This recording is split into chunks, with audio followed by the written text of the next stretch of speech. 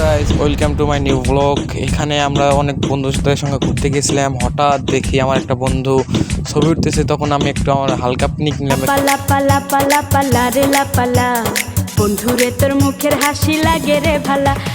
লাপালা পালা পালা পালা রে লাপালা।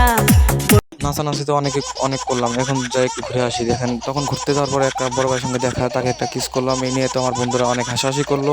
যাই হোক, ওটা কি হবে, কিস করে ওকে আমি ঘটায় ফেলছি। এখন কি হবে, এখন সবাই মিলে আবার হাঁটা শুরু দিলাম। অনেক মজা নিতেছি। দেখেন, ওরা আমাকে নিয়ে অনেক শুরু করলো। তারপরে আবার একটা ছোট ভাই সামনে, দেখেন ছোট ভাই। তারপরে আমার ছোট ভাই তো সেই মজা নিতেছে। দেখেন আমাদের সঙ্গে কি ফাইজলামিটা করলো। ছোট ভাই তো বলা কিছু যায় না।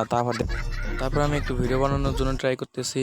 আমাকে সেলিব্রিটি হতে হবে না, দেখেন আমাকে শাকিব খানের মতন লাগতেছে। ওফ, কি ভাবটা নিতেছি না, তাই না? তারপরে আবার একটু নাচানাচি করলাম। দেখেন,